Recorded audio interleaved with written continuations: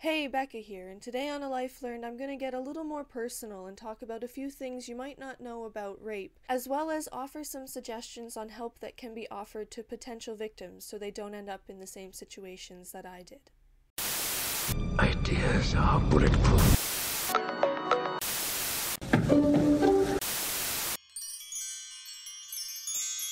Now, as I'm sure you can imagine, this is really hard for me to discuss, but I really feel it's important to share what I've learned and some things that I think might be able to help any girls who end up in the same kind of situations that I did.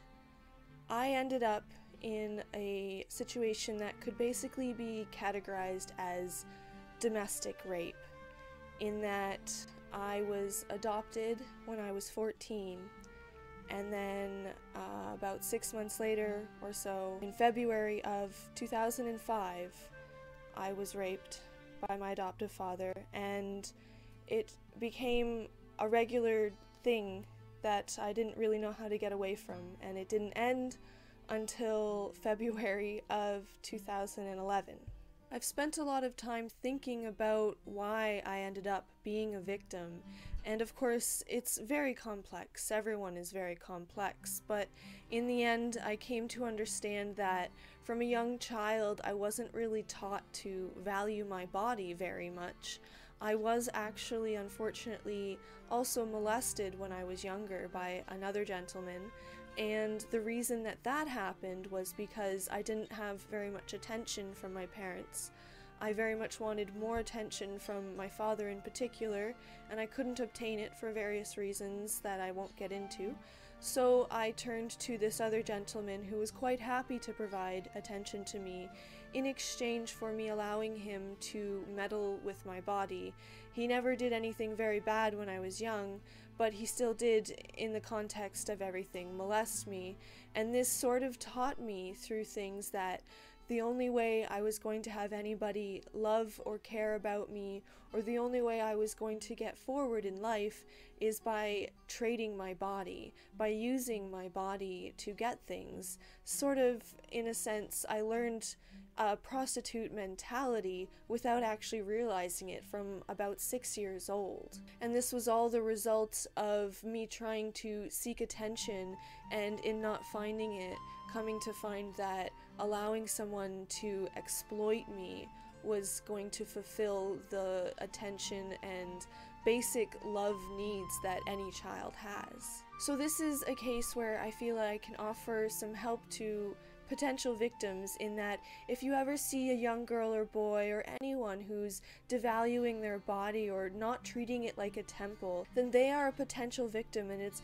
very important to talk to them about how the value of their body is the value of their self, and they really need to understand how important it is that they take care of themselves and treat their bodies with respect. These are things that I didn't know when I was younger, and I truly believe they're one of the reasons I ended up in this domestic abuse situation. As in many domestic violence situations, I was staying in this situation feeling the victim, and for various reasons that a lot of other people do stay in these situations, such as I was threatened a lot, I was actually beaten at times, and I was very fearful to leave in fear that there would be more violence if I did.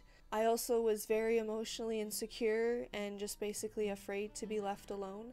I was convinced that I couldn't make it on my own in the world without him, and that I always needed his help. And so I was very, very afraid to go out on my own, despite what he was doing to me. And on top of all this, I was incredibly ashamed of everything that had happened, and very much blamed myself for it, as many victims do.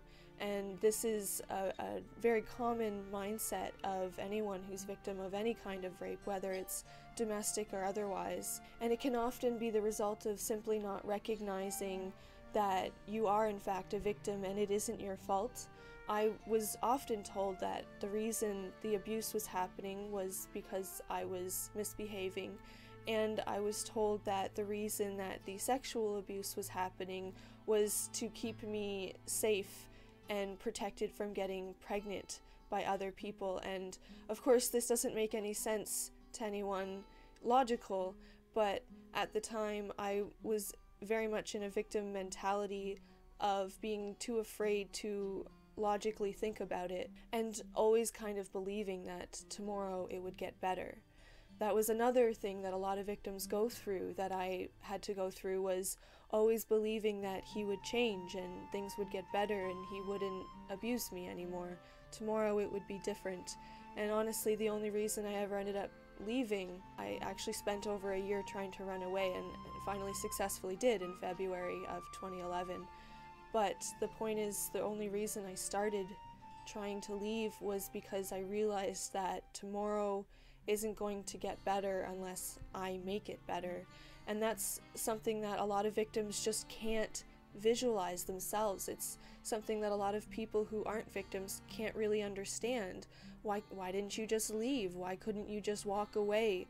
But there's so much to why they couldn't. There is pretty much always a relationship in domestic rape, and in this case there is some kind of intertwine of love and confusion with that, and so the person will often feel obligated to their abuser, and in that way also feel unable to leave because they don't want them to be left alone. They do still care about them despite the abuse they're going through, again, often because they're blaming themselves for the abuse happening. And of course, one of the most difficult things for any victim to work through is the blame that they deal with, because a lot of society doesn't really understand the kind of situation that they end up in.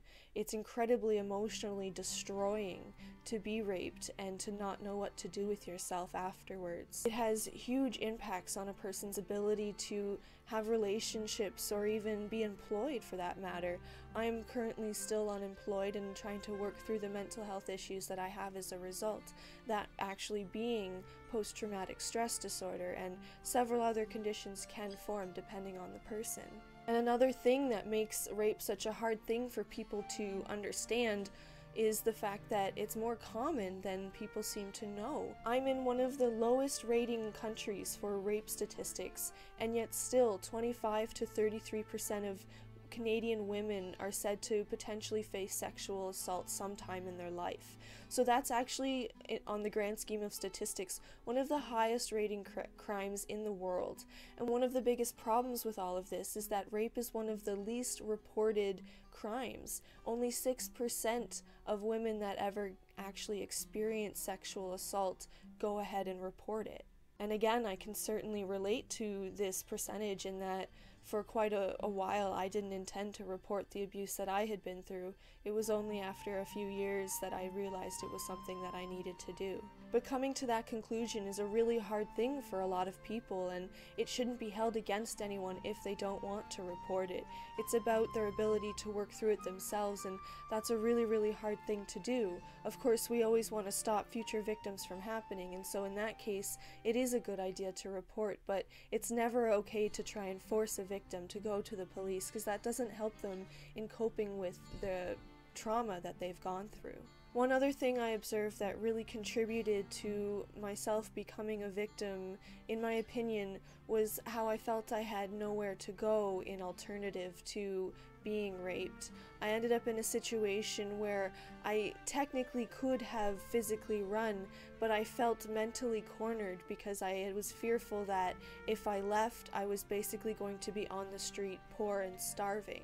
I really feel like one of the main reasons I ended up in the situation I did and that I didn't feel I could leave is because I truly felt alone in the world and that I had nowhere else to go and I couldn't do it on my own.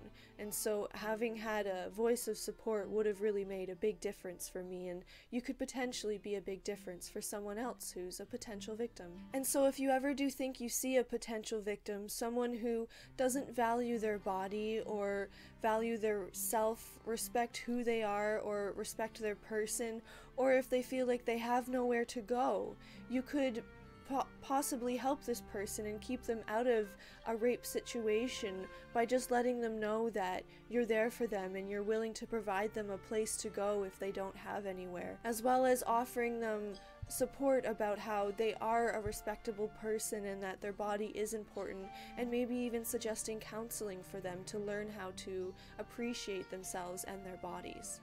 Something very important that I really want to note is that just because a woman such as myself or anyone else stays in a relationship, whether it's a marriage or anything else, doesn't make them lesser of a person or weaker or anything like that. It means that they were, if anything, that much longer a victim, and they deserve just as much help and support as any other rape victim. And so above all, with this video, I just want to provide support to anyone who's experienced any kind of rape, but particularly domestic rape, as I can very much relate to what you've been through, and I'm currently trying to work through the mental health issues that I have as a result of the trauma I've been through. And with that, I want to provide some support that I do believe you can get through it.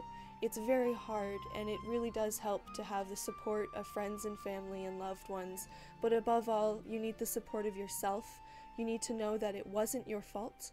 It's never your fault. You are still beautiful inside, and you do deserve to go on and be happy, despite what other people have chosen to do to you. If you do happen to be a rape victim watching this video, I'm very sorry for what you've been through, but I do feel for you. Feel free to comment below about your experiences, share what you've been through, and how you're currently coping with it. Everyone can always use that much more support.